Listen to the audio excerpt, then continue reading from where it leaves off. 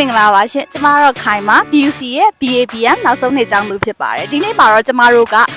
My Dream Garden ကိုရောက်နေတာပေါ့နော်ဆိုတော့ကျောင်းသားတွေအနေနဲ့ကျမတို့ assignment ကာလတွေမှာဖြည့်ဆည်းနေတဲ့ဟာတွေကိုခဏလေးဖြည့်လျှော်လို့ရအောင်ကျမတို့ထွက်လာတာဖြစ်တယ်ဒီနေ့မှာကျောင်းသားကျောင်းသူတွေကဘယ်လိုလေးခံစားနေကြမလဲဆိုတဲ့ဟာကိုကျမနဲ့တူတူလိုက်ကြည့်ပြပါဦးနော်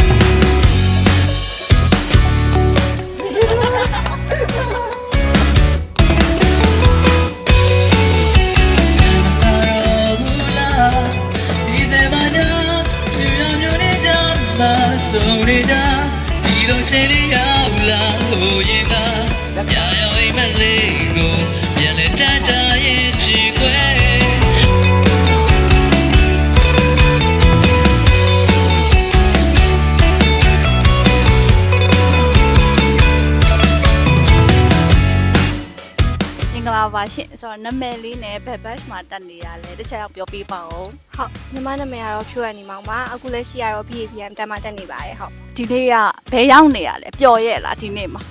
အရင်ပျော်ပါတယ်ဒီနေ့My Dream Garden ရောက်နေတာပေါ့နော်အကြောင်းကလည်းဟို day trip နေနဲ့ထွက်ပြေးရတယ်ပေါ့ဟုတ်စာသင်ခန်းနဲ့ဒီနေ့မှာဘယ်ဟာကိုပို့ပျော်လဲဒီကပို့ပျော်ရပါတယ်အကုန်လုံးတကယ်ချင်းတွေစုပြီးတော့ဟို trip ထွက်ရတာဆိုတော့အရင် participate ဖြစ်ကြရပေါ့နော်အရင်ပျော်ရပါတယ်ဟုတ်BUC မှာတက်ဖြစ်တယ်ဆိုတော့ဘာလို့ BUC ကိုရွေးချက်ဖြစ်တာဖြစ်မလဲဟုတ်အဓိကအကြောင်းရင်းကတော့ကျောင်း ranking ပေါ့နော်ကျောင်း ranking ပေါ်မူတည်ပြီးတော့ရွေးချယ်လိုက်တာပေါ့ပြီးတော့ BUC ရဲ့ service ပိုင်းတွေပေါ့တော်တော်လေးသဘောကျလို့ပေါ့ပြီးတော့ intake တွေလည်းရများရလေအဲကြောင့်မလို့ပါရှင်ဟယ်လိုမင်္ဂလာပါဆိုတော့ဒီနေ့ခန်းစားချက်လေးပြောပေးပါဦးအရင်ပျော်တယ်ပေါ့နော်တကယ်ချင်းနေနဲ့ activity တွေအဲ့လိုလုပ်ရတာဆိုတော့ပျော်ပါတယ်ဟုတ်ပြီးတော့ညီမတို့ကအခုဆိုရင် BABM တက်နေတာပြီးတော့မှာပေါ့နော်နောက်တစ်ခါဒါပဲကြံတော့တယ်အဲ့တော့အဲအကြောင်းမလို့ဒီtrip ကိုရအောင် join ဖြစ်တာပေါ့အကြောင်းနဲ့နောက်ဆုံးခီးလေးလို့လည်းဖြစ်တယ်ဆိုတော့ပြောပါတယ်မှာပြောရပေါ့နော်ဘာလို့လဲဆိုတော့ assignment တကယ်ဆိုလုံးရမှာ deadline ရလေတလားပိုင်းထဲမှာဒါပေမဲ့ဟို trip ကိုပို့ပါလိုက်လာပေါ့နော်စိတ်အပန်းဖြစ်အောင်ပြောရပါတယ်ဒီနေ့လာပျော်တယ်လို့ကြားလိုက်တယ်ပေါ့နော်ဆိုတော့ဒီနေ့လိုမျိုးပျော်တဲ့ activity တွေကိုအတွက်အမှတ်တရဖြစ်နေတဲ့ဟာတွေအကြောင်းနဲ့ပတ်သက်ပြီးရှိသေးလားပြောပြပေးပါဦးရှိရဲမှာဟိုပါလေမိနစ်တော့ကနော်ဇလတ်ထော်ဇလတ်ထော်သွားတဲ့နေ့မှာမိုးရအရန်ရွာနေရန်ရွာမှာရေးပါကြီးရလမ်းပေါ်မှာလေအဲ့ဒါကိုမရမကကြောက်သွားတကယ်ချင်းနေနဲ့သူပြောချင်လို့ပြီးတော့အမှလမ်းလျှောက်လိုက်ရတယ်လမ်းလျှောက်လိုက်ကားကြီးအထဲကိုလုံးဝဝင်လို့မရတော့ဝင်လို့မရတဲ့ခါကျတော့အဲ့မှာလမ်းတစ်ဝက်မှာပဲရက်ပြီးတော့အဲ့လုံးဝမိုးရီလဲရွာထားတဲ့လမ်းကြီးပေါ်မှာအဲ့အထဲအထိကိုလမ်းလျှောက်ပြီးတော့ဝင်ရတယ်အဲ့ဒါတော့ရပဲတကယ်နည်းနည်းဆိုလေဆိုင်ကယ်တွေမှောက်ပြီးတော့လေအမှဒူးတွေပါပြဲရဲ့ကြီးအဲ့ဒါလေးကတော့အမှတ်တရလို့တော့ဖြစ်ပါတယ်နော်ဆိုတော့ဒီ BUC ကပေါ့နော်ဆောနာပြောတယ်ပေါ့နော် assignment တစ်လပိုင်းထဲမှာဆိုတော့fees နေရဲ့အပြင်ကိုပေါ့နော်တခြားသောကျောင်းစာတွေအပြင်ဘယ်လိုမျိုးဟာတွေရော BUC ကပတ်မွန်းနေတာမျိုးရှိသေးလဲအဲ့ဒါတော့ပြောမယ်ဆို BUC ကပြောမယ်ဆို assignment တော့တော်တော်လုပ်ရတယ်ပေါ့နော်ဟို HD ရောဆိုမမရ12ဘာသာတစ်လားတစ်ခါ assignment တွေရော exam တွေရောရှုပ်နေရပဲဒါပေမဲ့အဲ့လိုစာတွေကြားသူကဘာလေးဟိုလိုမျိုး student တွေကိုပေါ့နော်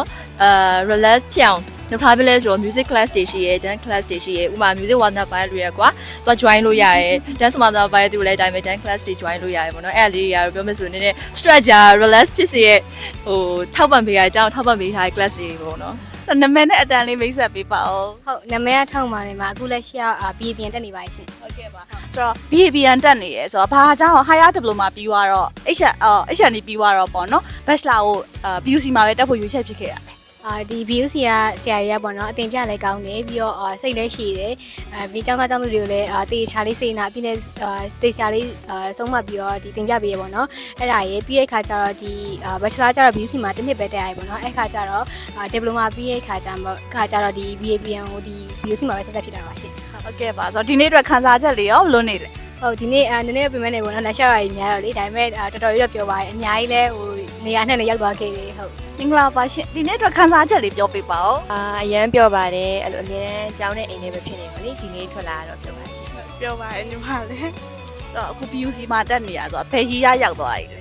အခုက BABM တက်နေရပါဟုတ်ညီမလည်း BABM ပါဆိုတော့နှစ်ယောက်လုံး final year ပေါ့နော်ဒီအတော်အတွင်းမှာကိုယ့်ရဲ့ကျောင်းပတ်ဝန်းကျင်ဆရာတွေရဲ့တငယ်ချင်းတွေရဲ့ step တွေပေါ့နော်BUC ရဲ့ပတ်ဝန်းကျင်ကကိုယ့်အတွက် supportive ဖြစ်ရလား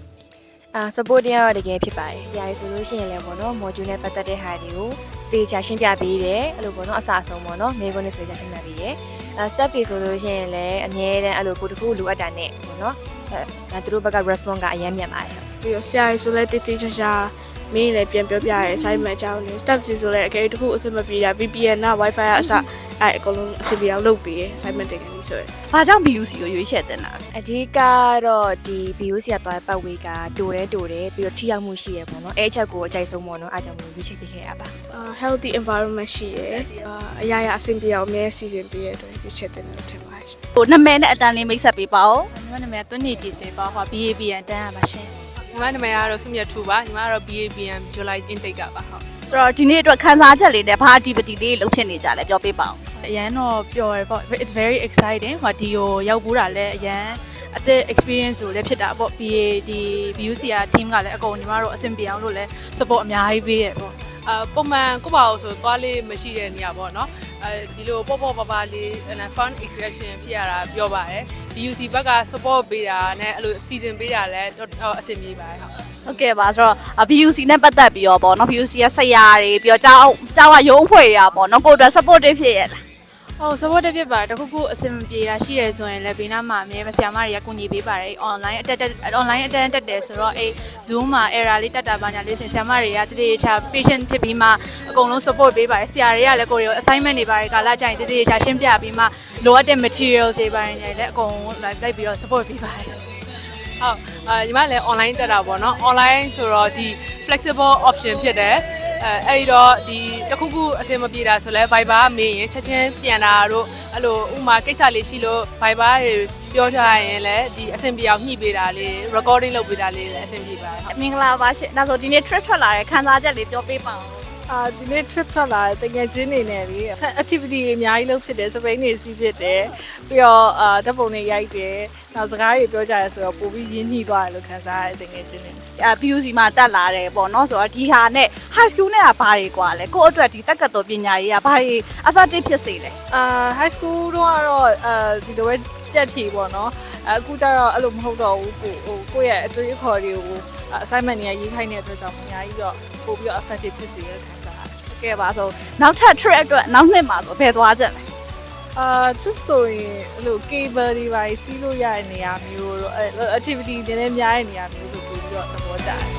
ကဲပါပြပြရဲ့အတွက်ကျေးဇူးတင်ပါတယ်ရှင်